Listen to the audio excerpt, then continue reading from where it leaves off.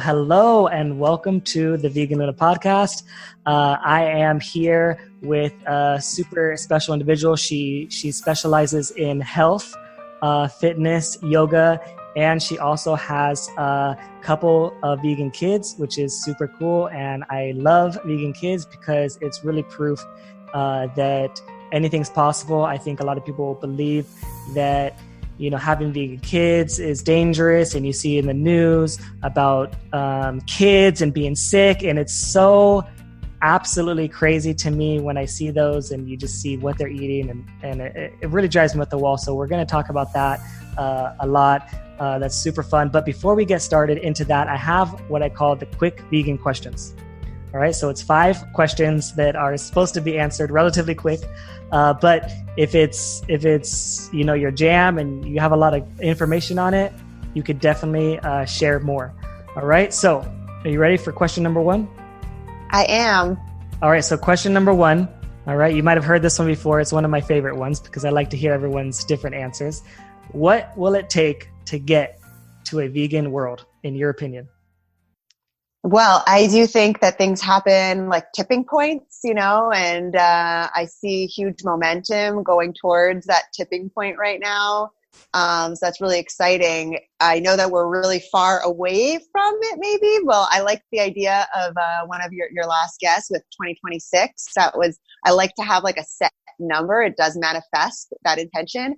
And I find myself saying the same thing. So I do believe that it is going to happen in the next, few years. And I tell everyone that as well. But I think that what it's going to take is the right influencers. People are still very, and it's great because a lot of celebrities are going vegan and bodybuilders and all that. So just more and more influencers. And once it gets past a certain percentage, then I think it's just going to be a slide all the way down to the finish. So, yeah. Yeah. Do you think that there's going to be some system changes, like some massive? Oh, yes. Oh, right. So about system changes are so essential. Yes. So I'm actually working right now in Montreal with getting signatures for hospitals and public schools to offer more vegan options. And I think that what it's going to take is that, now with science backing it and doctors starting to slowly get on board, we're going to have to start seeing it from the authorities, because right now we're up against authorities, and that's the biggest challenge. So once authorities start to, once the systems like on the government level are the infrastructure where it's easier to get vegan food and it's more affordable, then it's going to be a no-brainer. But it does have to, because right now there's so many subsidies in the meat and dairy industry that are driving the costs really down. But we just have to have that happen on the plant-based side of things, and that is going to be a no-brainer because no one really wants to create torture and pain and suffering. It's just what's available, really. So, yeah. Yeah, for sure. All right, that's great. So, number 2, who are some of your favorite activists, maybe top 3? Just like all the celebrities, I find, so I don't know specifically, but whenever someone is really big and has a huge following, it's always really amazing. Joaquin Phoenix, Miley Cyrus, and just people with a huge audience who do a lot of activism. So yeah, I'd say I guess Joaquin Phoenix, Earthling Ed. He's always just so calming and just sensible and great to listen to when I need just a rational, if someone has an argument, and I just will Google what did Earthling Ed say to that, and so that's always great. And just people on the ground, there's Priya, there's this one girl I follow on Facebook who's just so incredible, and she's putting herself right in the action, right at the slaughterhouses, on the ground, stopping things from happening, doing demonstrations in Costco and all these places. So I'm following her activity, and I can't really remember her last name, but all the people. She's in DXC, right? Yeah, the DXC. She's the Indian girl, right? Yeah. Lips. Yeah. She's just a prominent. She stands out to me because she's just so brave and out there. And you saw the one where she was in the grocery store in the cage in front of the meat counter? Yes. Yeah. I think I've seen a lot of those videos, and they're just, I'm not able to so much do my activism hasn't really been so much on that level. Like it's not on the ground, but I just admire and I share what they do. And I like, it gives me great courage to eventually do the same kind of things. And yeah. I think that's an important point. I think sometimes people might not have the courage, and that's okay. Like there's nothing wrong with that. But what I think is wrong is if you don't have the courage and you criticize, for something that you're not willing to do yourself. I think that's where we have a lot of the issues and a lot of some of the kind of like that fighting, amongst vegans that we see. And so, if you don't think that you can do it, but you see someone else doing it, definitely give them props, share what they're doing, because that's the point. That's the reason why they do it it's for Absolutely. People to share. If we don't share, then it went and that was just a waste of their time, right? If no one shares it.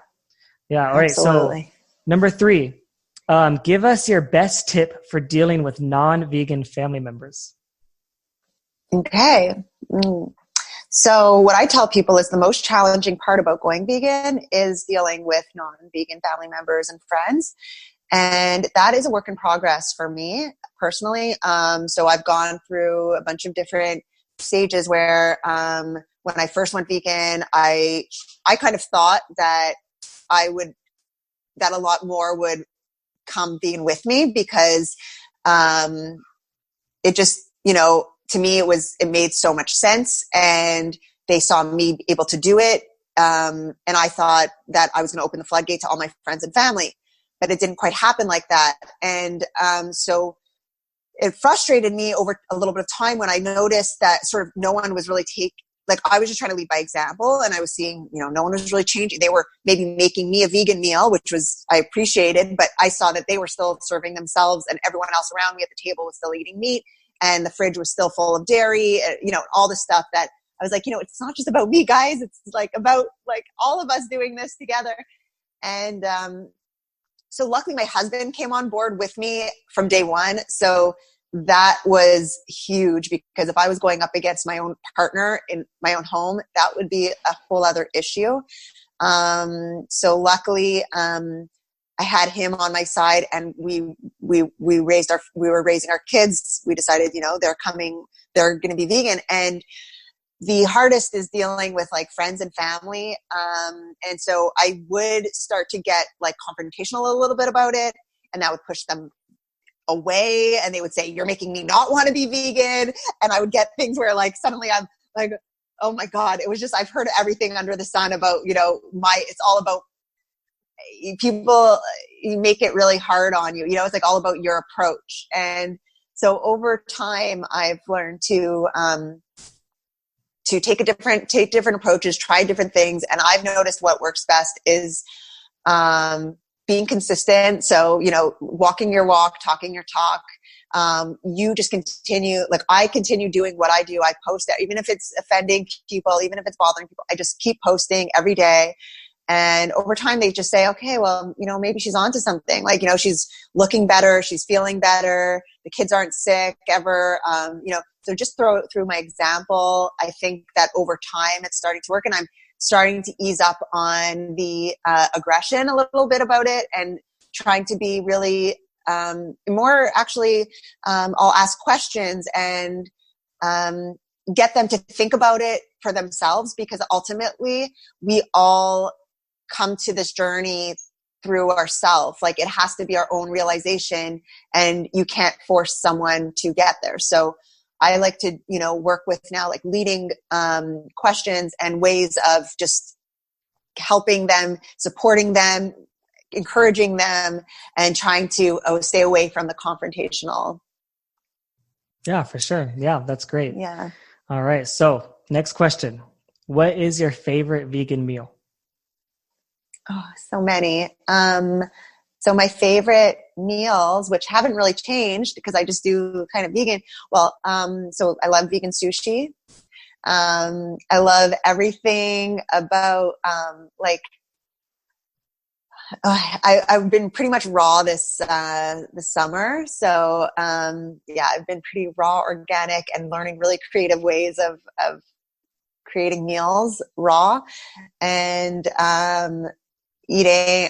So my favorite is still the same kind of things. I love salad and I love vegan, like in the winter, now that it's getting cold, like vegan lasagna, pasta, making vegan ricotta, which is like, I add in a lot of things. So I'll make like, tonight I'm making grilled cheese sandwiches with my homemade vegan ricotta, and doing different things of like just from scratch, like making the cheeses from scratch.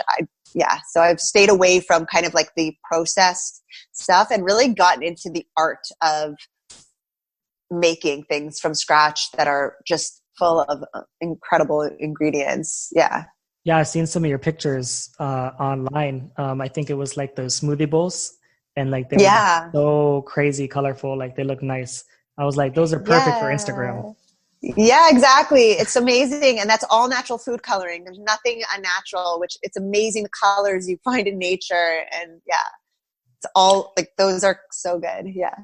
Yeah. I interviewed a vegan chef and she opened a restaurant here in Kuwait, and that's how we made it, like a fully raw vegan restaurant. And she has like awesome, the most beautiful smoothie bowls like that. Like she's super talented. So next question. What is the biggest myth about going vegan? What's the biggest myth? That you lose something. So people are always thinking, I don't want to lose my favorite foods, my traditions, my cultures.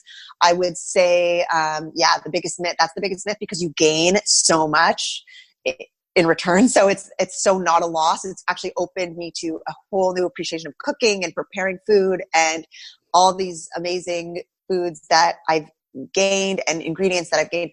So biggest myth is that it's a loss. And another is that you feel hungry and weak and low energy.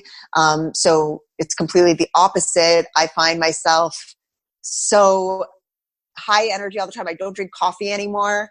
I don't even need it. Like I find I wake up so refreshed, and I was like on sleeping pills before because I had insomnia, and I just got rid of so many, like, it helps with mental clarity and all the things that like just keep you sharp. I just find that it's athletic wise too. It's given me, I get so much more from my workouts as a vegan. I feel the effects of my workouts more. I, have more energy and stamina. And my husband he used to be asthmatic, and he's not anymore just from being vegan. So like it's a big myth is that you lose a lot and that you don't have energy. And those are huge myths. Not true. Yeah. Yeah, I think that's good. I don't know if I've heard anyone recently talk about that you don't lose anything, and that as that being a myth. So that's a really good one. And yeah, I think the mental, I like that you say the mental clarity. It's kind of interesting because that's a big thing for my mom. My mom went vegan 1 month after me. Amazing. And her mental clarity and capacity is so much better. And even for myself, I never thought of me as not being that clear. I thought I was always pretty sharp. But one thing that I always had an issue with that I realized doesn't really plague me that much anymore is my memory. And like even today, I was just telling a story about like my childhood or when I was a teenager, and I described every single detail, like every single step. And it was just like, and I thought, like, after I was done talking, I was like, would I have remembered that? Like if I continued like how I used to be eating, like it was so detailed, like I remembered it perfectly, like it happened yesterday. And I was like, wow. where did this come from? Cause it's not something like a memory isn't something like you can't pinpoint. Like if, let's say you have some acne, you can see it like, okay, my acne is clear, but like memory is kind of like, how do you measure that? So it's only you can like, tell. It's a weird thing to like even talk about, like, how do you measure it? And also, but I would also add, because in saying loss, like in food wise, I'd also say people are afraid, like a misconception is that you lose friends because of it. But I would say that you gain an amazing community in the vegan world. So anyone who's afraid of losing friends, like those aren't your real friends, because, it's like if you're going to lose someone over that. So I would say go vegan, help lead your friends, but also you gain a whole world of a kind community. So Yeah, I went from like 50 followers across my social media to like thousands and thousands. Like I don't even know. Like yeah. it's like it's almost crazy. Like Yeah. it really is crazy. And yeah, not every single one is your friend or whatever, but like No, I but sure do talk to a whole lot more people than I ever did online. And even here in Kuwait, like we have a group. You're familiar with WhatsApp, the app yeah. WhatsApp? So there's a WhatsApp, and in the WhatsApp, like we have like 120 vegans, in Kuwait, that like we talk and Wow. do events and stuff like that. So yeah, yeah, you're definitely right. You do sure do gain a lot of friends. And Yeah. you realize kind of who your real friends are, Yeah. because of course, like you don't lose, it's not like every meat eater doesn't want to talk to you anymore, but there are quite a few that didn't want to be your friend anymore, or you don't want to be their friend for whatever reason. But then there's a few that stick by your side, even though they might change a little bit, but they totally support you and they're all for it. And it's good to see, like, okay, like you're real. Like it's almost a test. Like it's like a test for your friends. It's exactly. Like we're the real friend, please stand up, and and you kind of find out. And I can think of a few that are like, yeah, you're definitely a real friend because you've been with me through whatever I've gone through, whatever changes I decide to make. Yeah, exactly. And the amount of personal development that you have to face, like when you go vegan, you do have some confrontation and things you have to deal with, which actually just kind of speed your personal development up by like so many years. Because all of these challenges I would have never faced had I not, dove into this unknown. And yeah, you learn how to be more tactful. You learn how to communicate better. Yes. Even like just like to communicate better. Like I learned how to video edit, or I learned how to record a podcast. Yes. I learned how to do all these things that I didn't even know how to do. And I kind of didn't see any reason to know how to do it. Exactly. Now there's necessity. Yeah. Yeah. Even just cooking. Like, I mean, I didn't cook. Exactly. And I mean, I don't cook that much, but I cook a lot more than I did before. And absolutely. So, yeah, you definitely learn a lot of skills. All right. So those were not so quick, but that's great. So let's go ahead and tell us who you are. Who are we talking to? Okay. So, my name is Allison. I was, for my whole life, I've been, so from a young age, I was very sensitive. I mean, for my whole life, I've been very sensitive, but I was always feeling, so I'm half Greek, half Jewish, my heritage. And we grew up, with everything that I'm sure every one of your listeners is like, I grew up very heavily in meat and traditionally, culturally, and all that. I've always been a very sensitive child though. And that was something that, as I grew up, so it was kind of told, like I was always told I'm too sensitive or I'm too nice or you're never going to make it in this world. And, that's something that I live now as like what I try to prove wrong is that that's something we need to value more. And so like as a kid, I grew up feeling like there's something wrong with me, that I'm too like, I care too much. And, it was actually, I think I was like about, 7 or 8 years old. We did a Greek Easter and there was a lamb on a spit. And that was my first time seeing that the meat that we eat is actually from an animal. And at that point, I never wanted to eat meat again. I actually was vegetarian, which I didn't even know people who were vegetarian at that time. And I just still was eating it because I had to, but I like had a really strong awareness that I felt bad about it. I was in whatever, I grew up quite normal, I guess, but I had a lot of learning disabilities as a child. So I was put on Ritalin from a young age, which I deal a lot with now, awareness about that. And I guess through that domino effect, I had low self-esteem actually in my early adolescence and throughout my early 20s. And I went down very bad. I was, kind of going downward spiraling.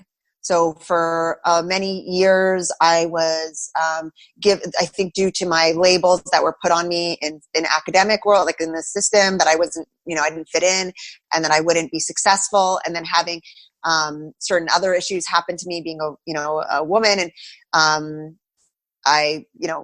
things happened that really propelled me to downward spiral and sort of give up on my faith in humanity.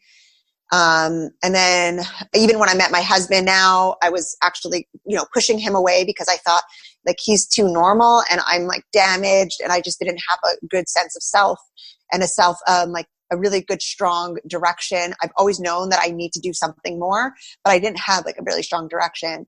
And then when it was when I went vegan, that I started to, it was a tripwire to this whole new life that I'm experiencing now. I really got my sense of purpose back, and like with a vengeance, like with like a strong urgency, and all these things that I can now see as like this, as I learned about, watching Cowspiracy and What the Health, and seeing how much the systems actually were corrupt and lying to us.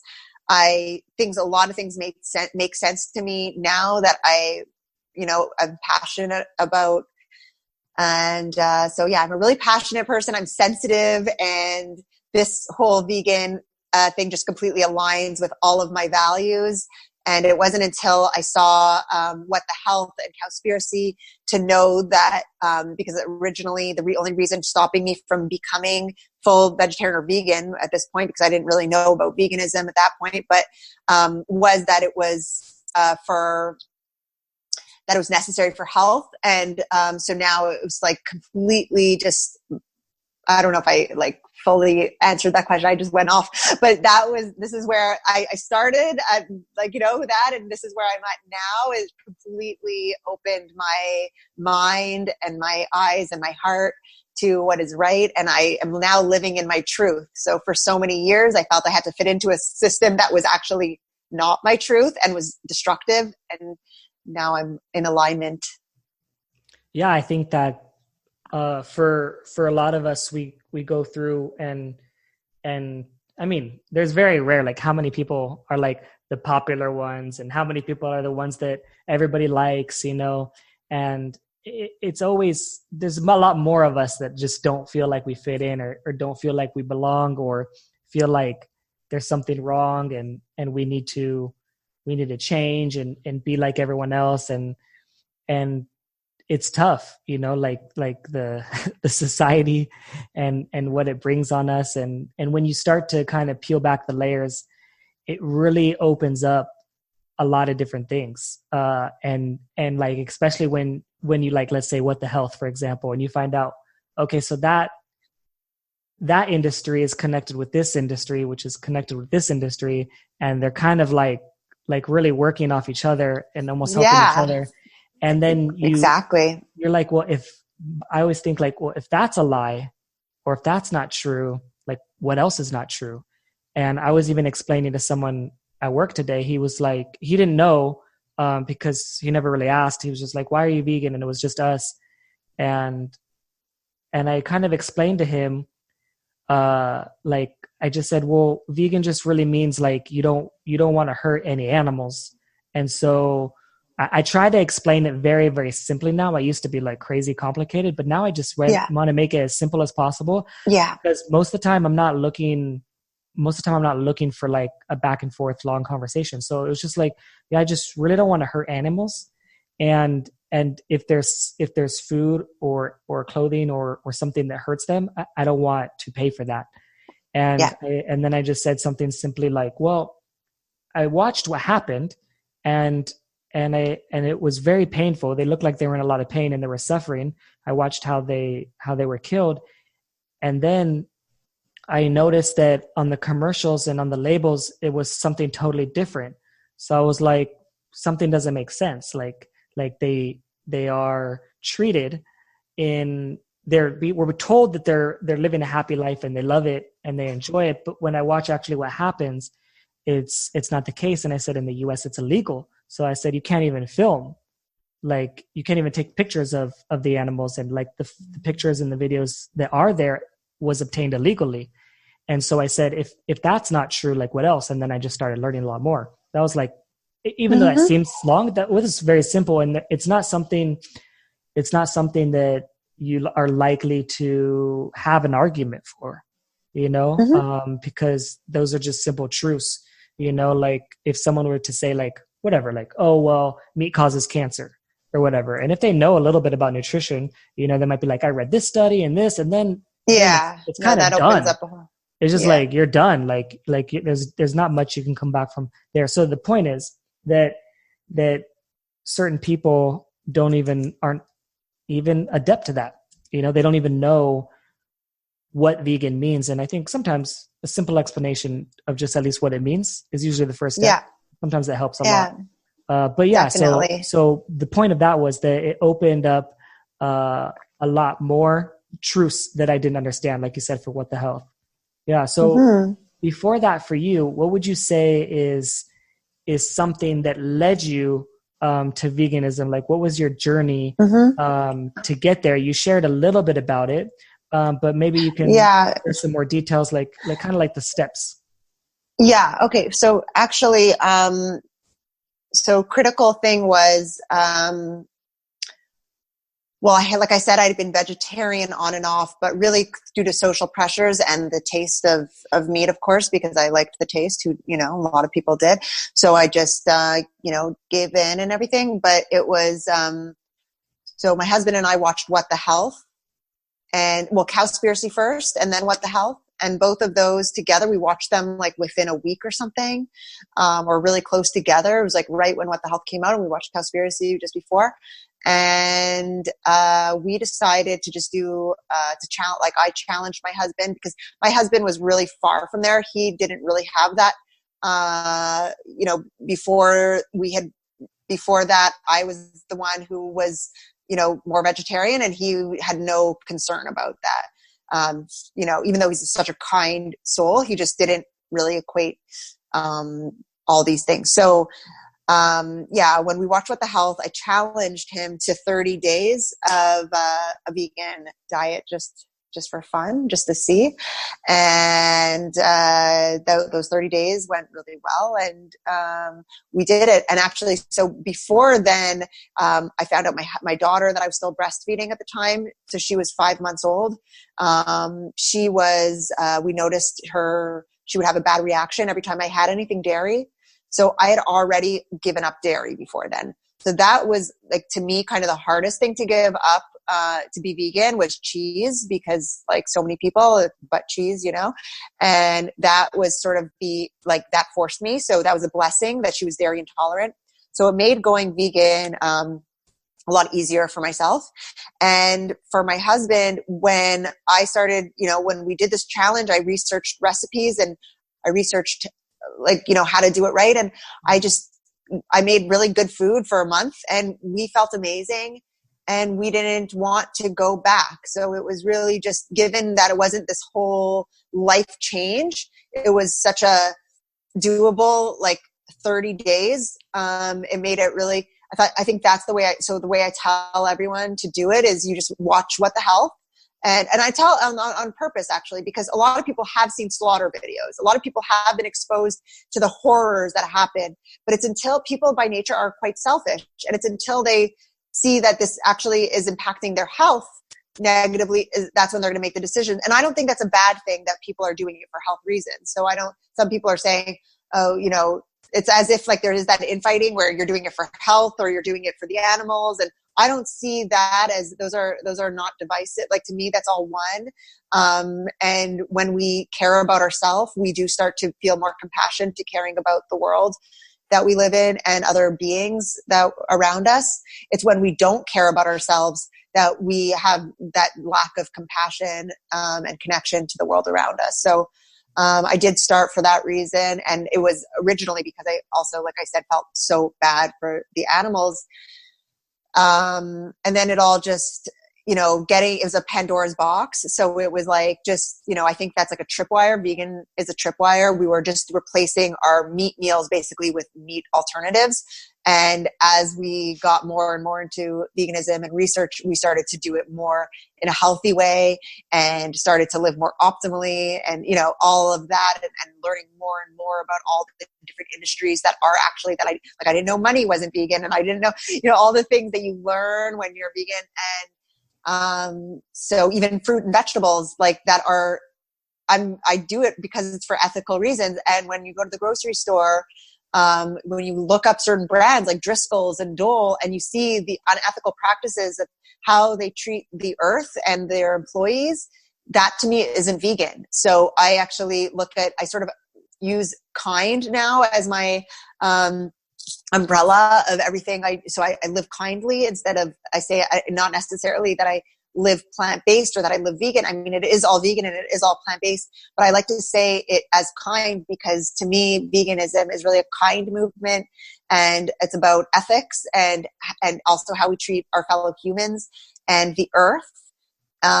So it's just a Pandora, it was just complete, it's a progress every day that we learn more and more. Yeah, for sure. And I think, you say some interesting thing about your kids. So tell me about your kids. How many kids do you have? What are their names? What's up with the kids? Okay. So Rhea, my oldest daughter, was raised, very much, I tried my best to raise her healthy, but she was exposed to hot dogs and hamburgers and all the crappy stuff. And so she was 3 when we went vegan, and my youngest has been born vegan because, like I said, she was dairy intolerant. So even while she was nursing, that's when I discovered that. So she never has been exposed. She's never had dairy or, animal products. And with my daughter, I thought it was going to be a lot harder to transition her because when you're 3 years old and you're used to the taste of cheese and hot dogs and, things that are they're scientifically designed to taste good on our palate. It's really hard. I thought it would be a lot harder to explain to, I didn't want to make it taboo. So I never wanted to make it a forbidden fruit. And I was really cautious of saying, no, you can't eat this. Right. So what I did is I just educated her. And even at 3 years old, kids get this. This makes sense to kids. So kids by nature are kind. They don't want to hurt animals. When my daughter sees an animal, so we went through this on an intellectual level. It was, veganism made sense to her. So it wasn't something that I really had to instill or even enforce. And now it's when she wants something, so let's say someone offers her a hot dog. Well, now she just says no. She's just very much I don't have to tell her. She just doesn't eat that. She says, is it vegan? She asks all the time, everything what someone offers her or in school.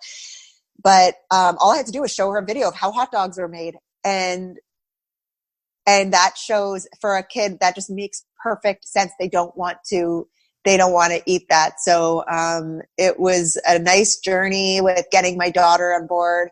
She was at the age where she was starting to, I was able to include her in how we cook and the preparing the food. And she's incredible with how she talks to her friends about veganism.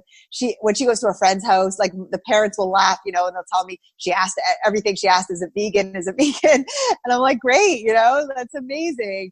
And even I had some, at the old school she was at, which I pulled her out of, they were, they actually thought of it as a problem. They thought she was going to develop an eating disorder is what they actually labeled what I was doing, is that I was creating an eating disorder or an unhealthy relationship around food. And she's no longer at that school, but it's just, you could see that, there's so much misinformation and people think of it as I've had people think it's abuse that I'm feeding my children vegan. But, so actually I would add, going back to who my first influencers were, Jonathan Safran Foer was one of my original influencers, as well as, Yuval Noah Harari, who wrote Sapiens. So I love that they actually framed it in a way that Jonathan Safran Foer specifically, he was totally the person that first opened my mind to veganism before it was like a big movement. This is many years ago. And he said in an interview that it's more unethical to feed your children meat before they come of age. So we should start our children, because then you have blood on your hands and kids.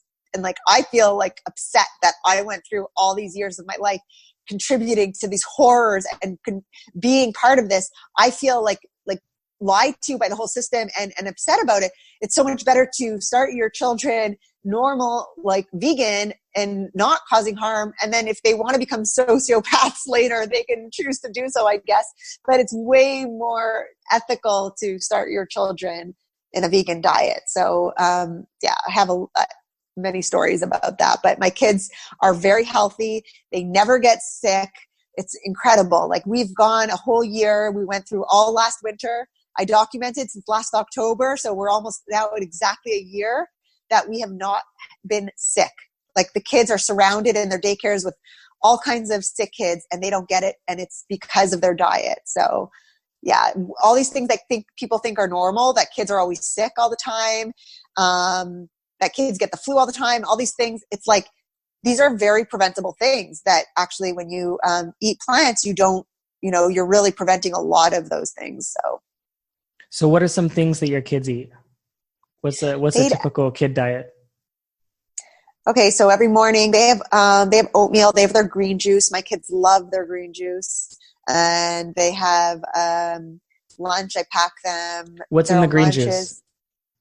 It's all organic, and it's actually I'm drinking it right now, but it's got spirulina, chlorella, wheatgrass is the main ingredient.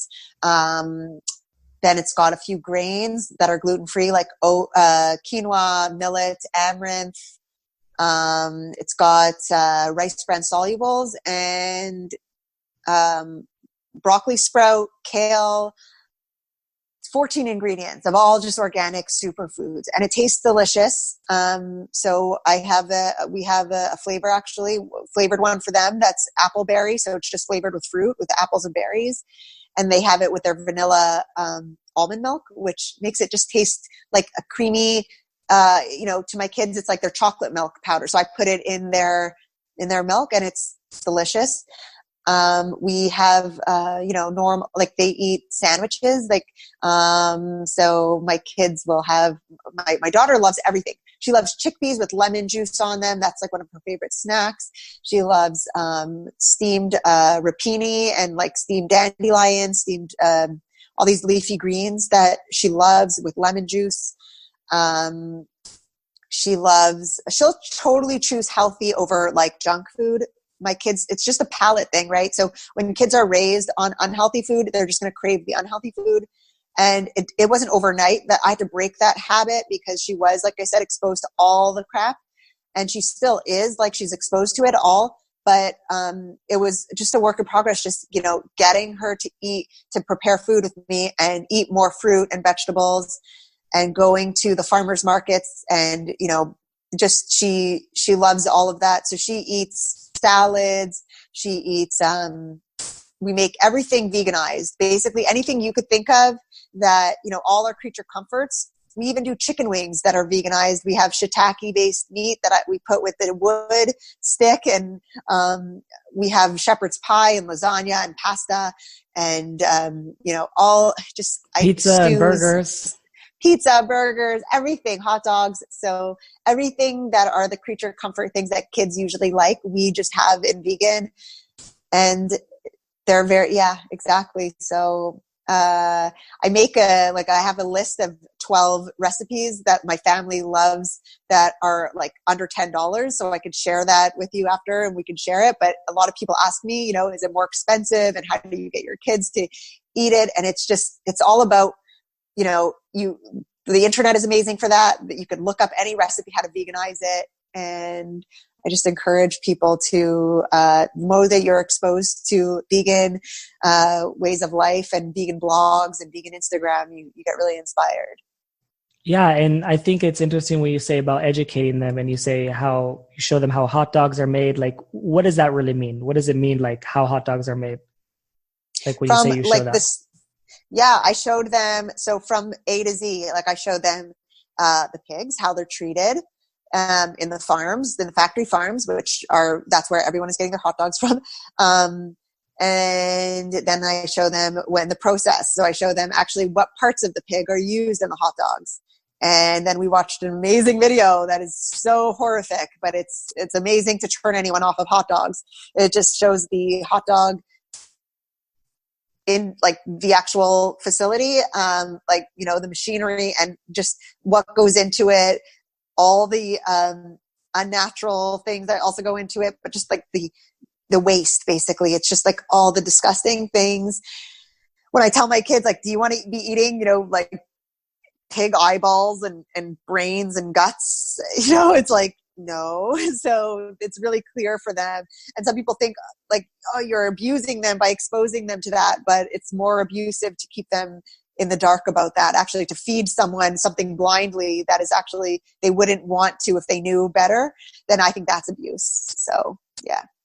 Yeah, I agree. Like sometimes I'll see kids that are really obese and really overweight, and often you Yes. see like the parents neglecting them and the kids choosing whatever they want. And I always say like that's really abusive. You know, Yep. like if you're not paying attention to what your kid is eating, and we live in a world now where the information is at our fingertips and we could find the answers. But the challenge is it is confusing, you know, and it's on purpose, you know. A lot of the stuff is done on purpose where it's supposed to confuse us, and it's supposed to give us a little bit of doubt. We're like, I don't know, I'm not sure. And so it's hard to blame them, but there's some things that are, I guess, relatively obvious, but it's always like, you got to think back, you know, like when I was a kid, what did I think? And really what I thought when I was a kid is my parents know, like they're going to feed me what's, you know, so why would they do what's wrong? But when you peel it back a little bit further, it's just like, well, they don't really know themselves, you know? And even the doctors. Sorry. Yeah. So where would you recommend like getting some information, you know, that you know is correct, and how do you know that it's correct? Yeah. So I agree 100% how you said that they do create that confusion, and a lot of the studies are funded by the meat and dairy industry, and big pharma and big cancer and all that. So there are, like you said, how we learn in What the Health, how it's all tied together. So, you know, I hate to say not to trust, you know, doctors, but it's true, because we can't just look at these authority figures as holy and as all knowing. We really have to, I would say the best thing to do is you use your own body as your experiment with things. And so the way I went into it was as I said, down this whole wormhole into health and wellness, it was through seeing how things made me feel and using them on myself. I learned a lot through following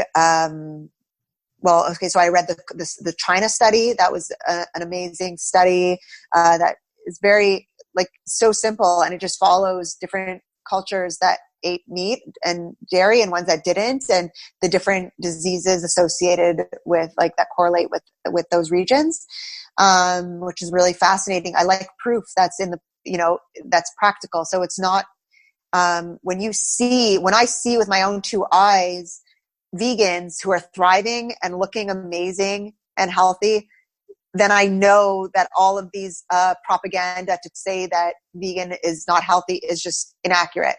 So I follow a lot of elderly vegan people who have been vegan for a long time. So I encourage, you know, your audience to check out Mimi Kirk. She went raw vegan at age 69 and is now 82 or something. And she's incredible. People who, who are living it. So you can't argue with when something like when you see it in yourself, and when I actually, so you have to use yourself, like I said, and when I started seeing, like my eczema completely went away when I stopped eating dairy, and, I had acne, like still even as an adult, like my skin's never been better. My bloating and my, all these stomach issues I was having, IBS, went away. And, like I said, mentally, like focus wise, and I went off of my antidepressants I went off of Ritalin. Like I was on Ritalin up until I was an adult, and because I needed it for work. Now I don't need it anymore. I was sleeping better. So we really have to use ourselves as our guinea pigs in this world, unfortunately, as it is, because there's so much corruption and misinformation. I just trust it when I see it with my own two eyes. So with people who, yeah, for sure. One thing is really interesting about the kids is that I want to know that sometimes people might not realize is maybe the behavior. What is the behavior, the attitude, the mood? Like I've heard from a lot of people that the kids are a lot more mellow. They're not they're not quite as crazy or jumping off the walls or being inappropriate or being rude.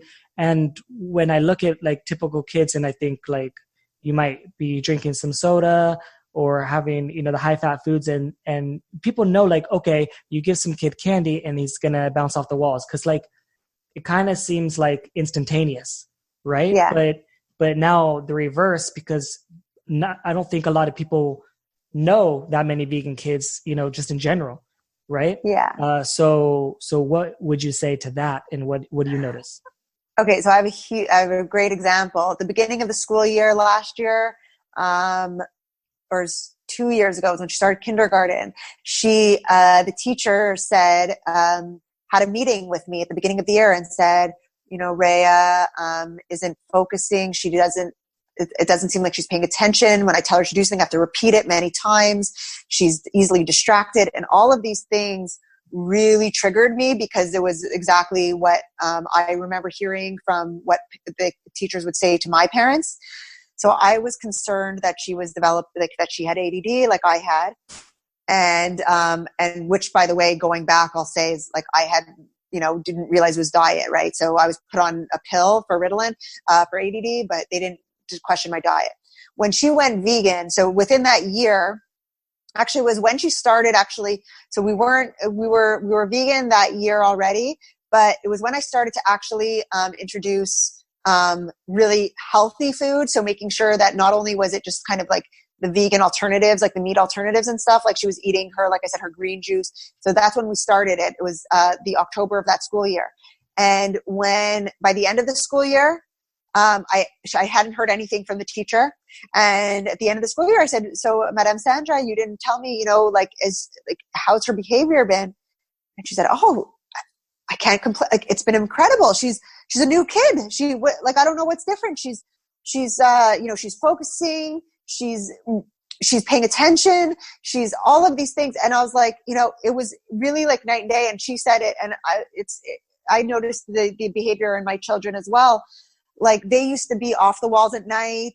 They, would get mood swings. They would have tantrums. And I'm telling you, since we went vegan and since we actually went down a more really like organic, whole food vegan diet, their behavior has changed incredibly. They don't wake up in the middle of the night like they used to. It's just like I noticed the difference in their behavior so much, and I see it next to their peers that are, eating the standard American diet. People say to me all the time, like, how is Rhea so calm and so good? What do you do? And it's really just nutrition. They probably think you're beating her or something. Yeah, exactly. No, it's with beating her with kindness. Beat Just her with like kindness. I still, it's like it's so funny because when I was a kid around her age, that's when people were saying you're too nice and you're too sensitive and and all these things. And I really encourage that in them. Like I reward them for everything kind they do, and I lead by example, of course, and my husband as well. But I've just found that since like with the vegan diet is our compassion. How we live our life is just we're really celebrating kindness, and it's not something that we have to try to correct out of them. I definitely want to create a kinder future, so that that's not something that we have to change about them. So Yeah, that's great. I like that. So what would you say for you are some things that you do maybe to help the animals,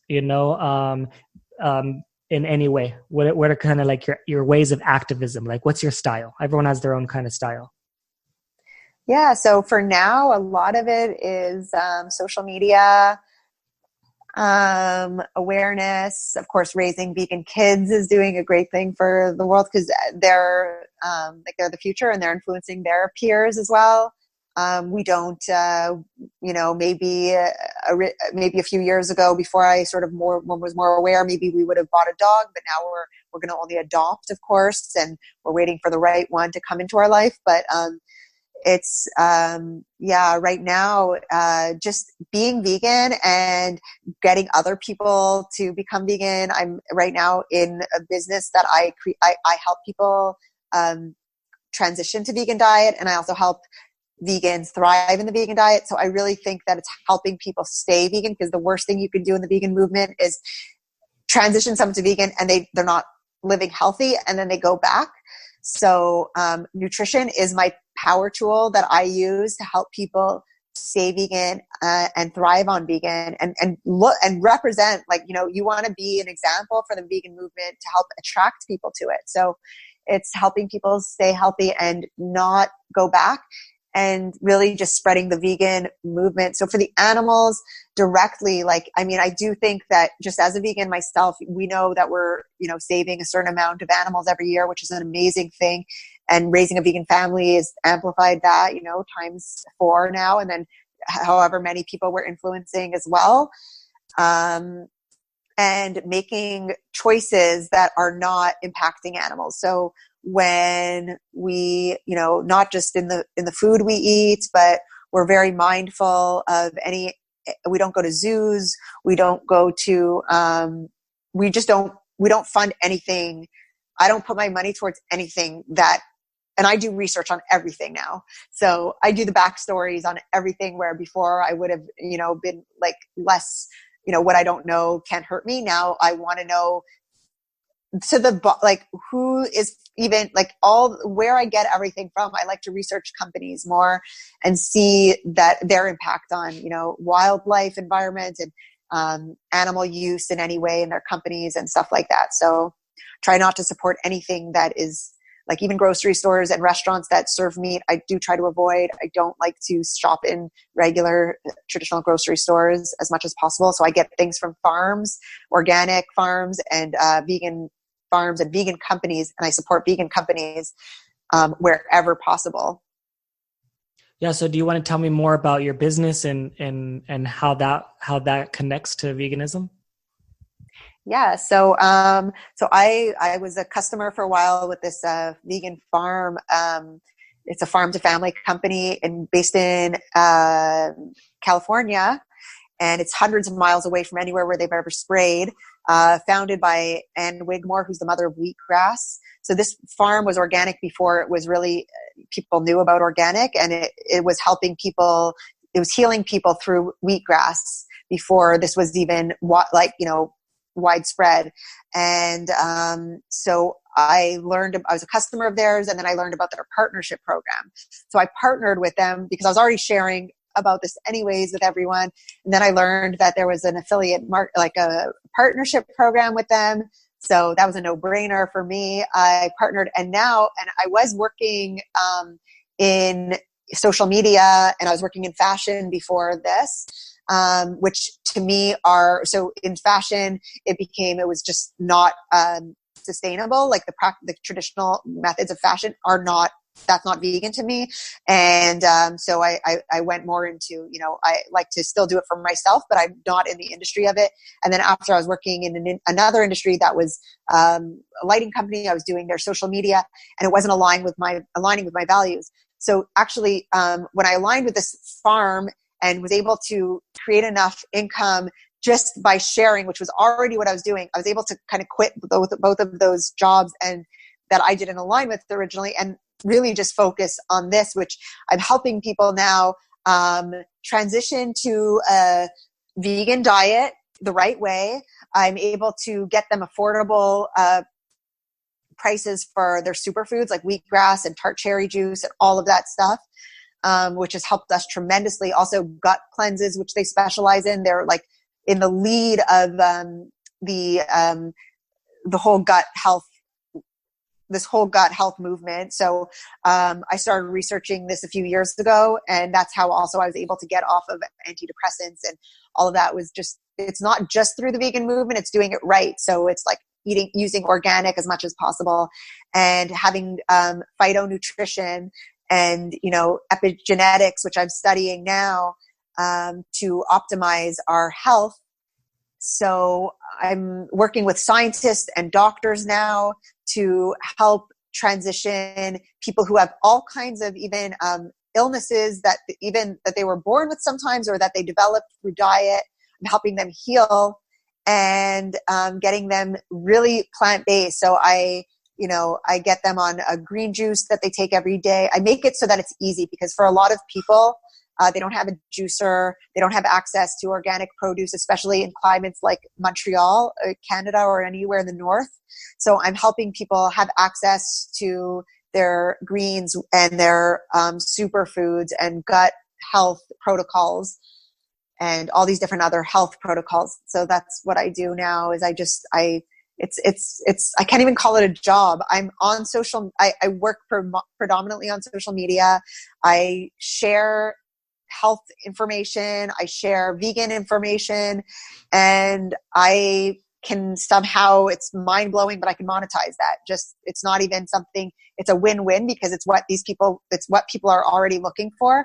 And instead of sending them to Whole Foods to buy their, their greens, which is not super vegan as well, because actually they just banned the demonstration for they banned doing vegan demonstrations there, and it's also owned by Amazon, which is a huge, so I like to support vegan companies, so I'm just linking them to a source that's ethical and sustainable, and I also get a commission on just linking them. So it's a win-win, and I've had amazing results with, like, it's just incredible to be able to help people, like to watch people go from diabetes and, taking all kinds of medications and being on like the brink of death, because a lot of people don't realize, like, they're living, they're ticking time bombs to actually getting their life back and to having a whole like new next chapter. And, it's just incredible to watch people transform spiritually and physically that way. Yeah, that's great. If people want to know more about this, and maybe they want to get some of these products that are organic that you're talking about, how can they get them? It's a website. It's iShopPurium is where, that's the website. And with my gift card code, it's Allison Jade, and they save $50 on every order. So it's a real win-win. And also if you spend over $200, you save 25%. And then when people, oftentimes, like the customers that I have, they want to come work with me. So it's, the opportunity is there as well. I can make a link. So maybe we can post it underneath that can, guide people there. And it's, if they can reach out to me. So if they have any questions, like, I'm very approachable. They can inbox message me, and we can talk about what their specific needs are. I love working with people. So I love the idea that I get to work one-on-one with people. This is the most rewarding thing of my job. And so if anyone has any questions or is thinking about going plant-based, anyone in your audience or my audience isn't, and they want to do it right, or they are plant-based already, they're vegan, and they just want to heal their gut, because oftentimes we could be eating all the right foods, but when we have a compromised gut, we're not getting the benefits of all the foods, and then we can get, sick more often. It's compromising our immune system and all of that stuff. So it's, I would help anyone who's interested to guide them to the source. And it's amazing. They deliver everywhere, all around North America and Europe. So I know there's a headquarters in Germany as well. So in Europe, and in US, it's very accessible. It's, I think, free shipping, and it's so much less expensive than anywhere else. And the best part actually is that by 2020, they're going completely plastic free. So already most of the products that you get are in Terra pouches, which are compostable. So not just biodegradable, which is oftentimes bullshit. Biodegradable can mean nothing. But compostable is you literally, it's vegetable fiber, it's hemp resin, and you can plant it, and in a year it's gone. So that's incredible that all the packaging is plastic free, which that's huge. Yeah, that's great. It's nice when they take it all full circle and everything's connected. It's not just one piece. They get the whole piece of the environment, which is great. Yes. We'll definitely share that. We'll put some links, and that's great, because I'm sure there's definitely people listening, or will be listening, and there's definitely people that'll be watching as well. They might be thinking, I'm definitely vegan for the animals or for the environment, and that's what I care about. But then, sometimes they might be having some issues that are going on. Absolutely. They don't share quite as often, and maybe they're embarrassed about it because vegans are supposed to be healthy. You're not supposed to be sick, or you're not supposed to have any issues. And maybe they're feeling inside like shy about going about it or taking action, or maybe they think it's more complicated, or maybe they think it's more expensive, or whatever roadblock, that's kind of like in their way. It seems like you can help them clear a lot of those roadblocks. Yeah, that's really good that you said the vegan for the animals thing. I do get that roadblock where people are like, I'm not interested in health. I do it for the animals. And to that, I think that we're just such better ambassadors to the vegan movement if we're healthy, and we want to also, in order to heal the world, we do start with ourselves. So it's so important to, just be as healthy as possible. And there is no, the two should never be, they're not mutually exclusive. It's for all the reasons, right? So it's for the environment, and it's for the animals, and it's for our health, and so many other reasons. So I don't like when people are they have one reason. It's more, we do have to look at it holistically and realistically for the planet. And for people who think that also, like, they're vegan, but they'll, support just fast food chains and other things that are still, they're contributing then to the, and it's okay. And I'm totally, definitely, if you can get the Beyond Burger, like, get it, like, if you, and I'm not against it. But for people who are just strictly junk food vegan, they have to be mindful that you have to look at the industries that you're supporting. And even just like getting your regular grocery store produce, like, it is Frankenfruit, most of it, especially in the colder times of the year. You're getting GMO, like, really, like, food that doesn't even have the nutrients in it. So, and that is not coming from ethical, sustainable ways of growing. So yeah, it's just for so many reasons, it's so important that. Yeah, it's kind of like when you're on an airplane and they drop the oxygen mask, and you have to put yours on first, right? You have to take care of you before you can help someone else. Yeah. And so it's kind of the same idea. It's like, you definitely got to take care of yourself first, so that you can take care of more. And like, let's say you live longer, like, let's say you live an additional 10 years because you ate healthier. How many more animals could you help with 10 extra years in your life, and 10 healthy years? And so, and then of course the environment, I think it's pretty common now. Most people are definitely in agreement with the environment, even the ones that don't believe in climate change for whatever crazy reason. Yeah. Like I know there's definitely a few vegans that don't believe in that, and that's fine, I guess. But they understand that like there are things that are bad for the environment, and they don't want to support that. So Yeah. in turn, they're helping. Even if they're not caring about it. It's hard to. I mean, they're probably not like eating vegan food and like littering everywhere. Like that's probably not happening.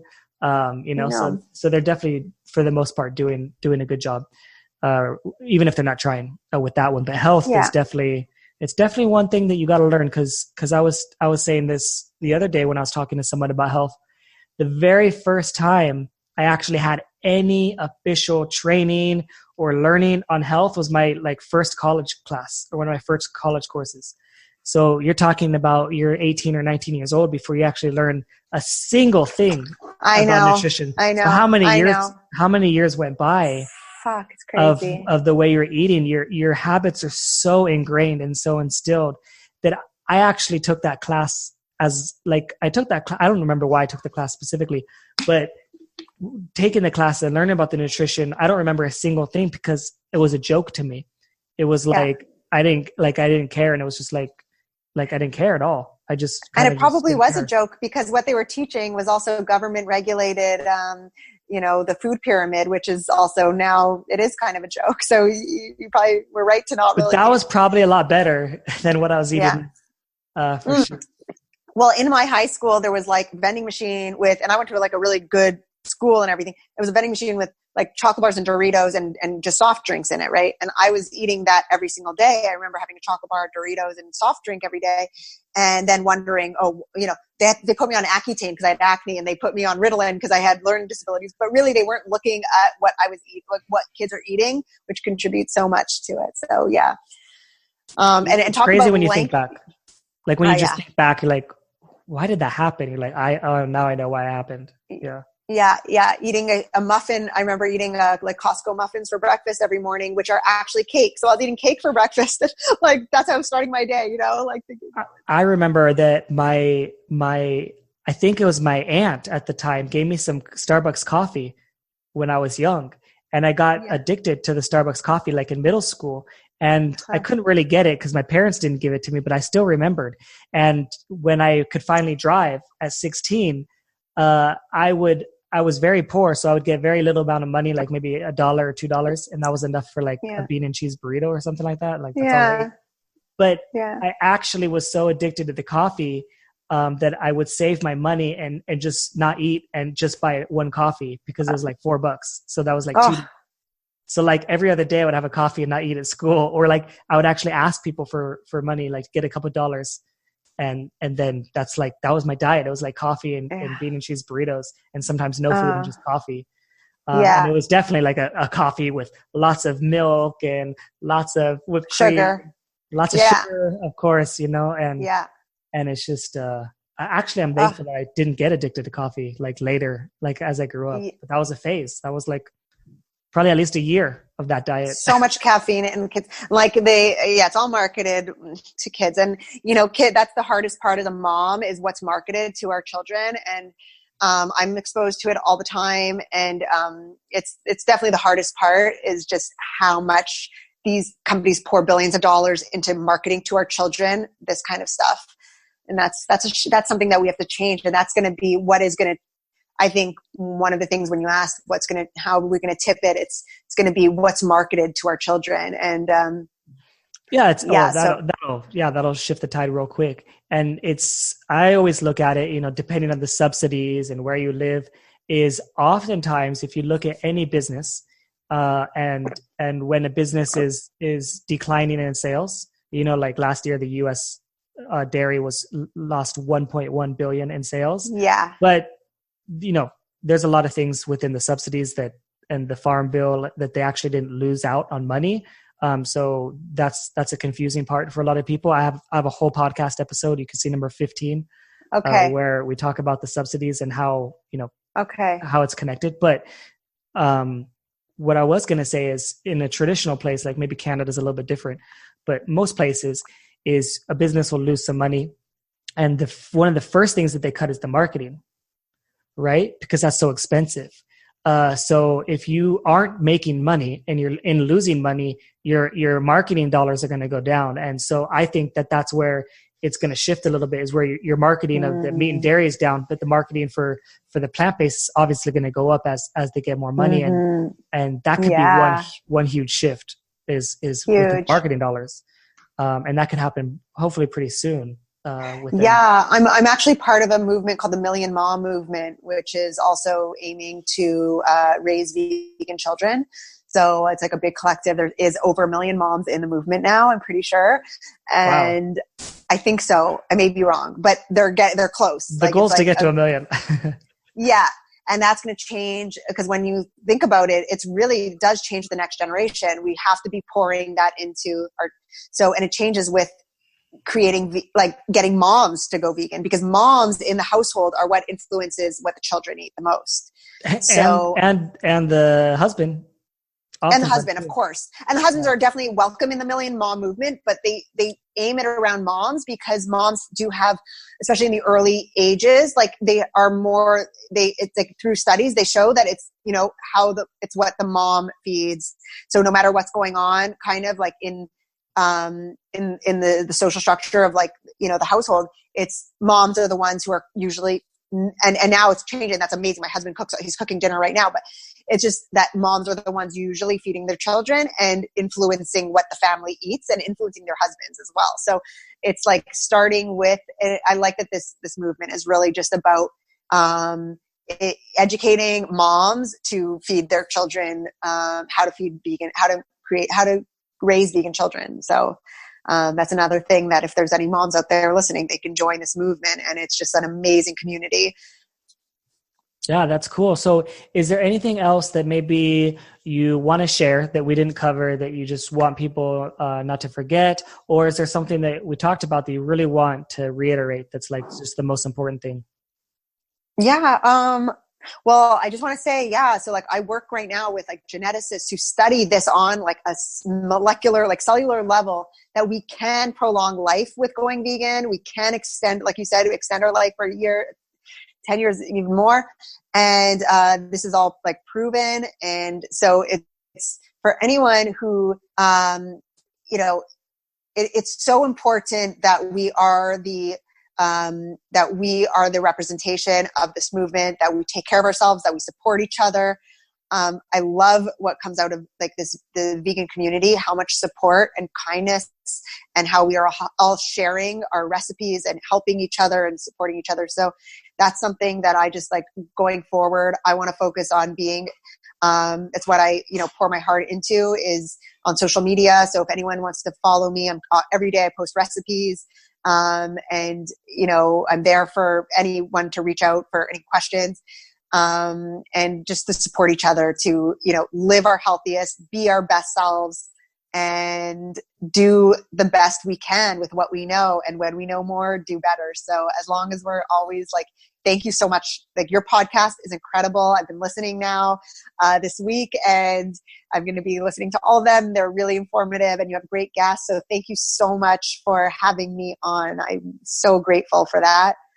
And just, keep doing that. And you're encouraging me to keep doing more my videos. And I have a little thing, a YouTube also, Allison Jade, and Kind Human is my project where I'm trying to also support other kind companies that, are vegan, of course. And just a way to have a knowledge base of all kinds of different kind companies out there that we can support. Yeah, that's great. Yeah, I think you're a great addition. I think anyone that's my focus is people that are out there that are helping others, whether it's helping animals or helping other people help animals, is really what it's about. And also that you are passionate and that you care, and also that you are raising a whole vegan family, because that's also something that is very important, and it's good to see. And I try to keep it very diverse on the podcast. It's not just one type of people, but my next phase as I continue to grow and continue to develop is how to how to propel it, onto a level where I can quit my job. You know what I mean? Because if it gets to that level, then that's a good place, because that means I'm doing what I love. And when people are finding their journey and trying to navigate life and understanding what makes them happy, if you could find what makes you happy and you're pretty good at it, if you are good at it and you could monetize it, then that's great. You're in a So better beautiful. position than how many people, like what percentage of people want that, and what percentage of people don't have that. And sometimes I say to people, just on a little kind of side note of like your journey and finding yourself is not for you specifically, but maybe people listening, is like, let's say you have a job and that's fine. We all need jobs at certain times, but I always say, if you're spending, let's say 40 hours a week at a job, what you're doing is you're trading your time for money. Yes. Right. And so that's fine if that's what you want. Right. But you are trading your time for your money. Okay. I say that's fine if that's what they want or whatever. I mean, it's fine in the places they are, because some people don't have a choice. But the question I always ask people is, okay, if you're spending 40 hours for someone else or for another company, right, how much time are you spending on yourself? Mm-hmm. Right. And it could be, if it's none, which is a lot of people are in the position, like, I don't do anything for myself. Yeah. Like, start somewhere, so do 30 minutes a day. Say, you know what, I'm going to focus on me. I'm going to learn a new skill. I'm going to learn new something. Right. And then eventually, that'll add up, and that'll compound, like compound interest. And eventually you'll have 10 different skills. And the more skills you have, the more valuable you become. And, then you can work for yourself. I think the future is in the social sharing economy, and in, especially with this, the internet, and how we're all coming, and this vegan coin, which I'm going to be investing in. I'm so excited about. And I just think that, we're getting to a point where, we know more, but there's no need for drudgery, really. If we have, there's so many opportunities available to us that align with our morals. And oftentimes we're working for like big corporation and capitalist structures that are not supporting the vegan movement. And that you have to kind of question, like, if I'm going to be putting in all this time to be working for a company that isn't at the core ethical, then you're contributing to that. So I think we really need to be asking bigger questions, and there is ways out there now. So it's like, so many people just don't know that there's ways to make money, on social media, and all of these things the taboos are being broken. I know that there was like a lot of things with, MLMs there was a lot of, stigma around that, but it's being broken now because amazing kind companies are coming forward with this structure, and it's allowing us to avoid capitalist corruption and middlemen, and we can take charge and like what we're doing, and that's just so amazing what we're able to do now. And so people really have to be exposed to the opportunities that are available to them, and they could be focusing on saving the earth and the animals more, and doing what really matters to them. So yeah, that's great. Yeah. So if people want to find you, they want to follow your journey, they want to see your kids grow up and be super strong and healthy, where can they find you? Yeah, so for now I kind of live on Facebook, so Allison Jade, and on Instagram, Allison Jade Lester. So I also have another company I didn't even talk about, but I do vegan smoked salmon. I do vegan smoked lox.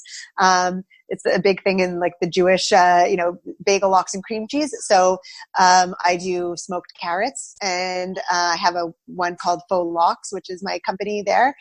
And I'm on YouTube. So, that I'm going to be growing as well. So, when people want to find me, I think the best place to start is Facebook, because I'm very accessible there. And then, yeah, that's great. Well, thank you so much for your time. I definitely appreciate it. You shared a lot of great knowledge. I hope that people will take some of the information in, and they'll absorb it, and they'll be stronger, better people. So that's great. Yes, that's what I hope too. Thank you Yeah. so much. Oh, you're welcome. I know So, it's super late for you. no, it's good. It's all good. Thank You you. know. All right.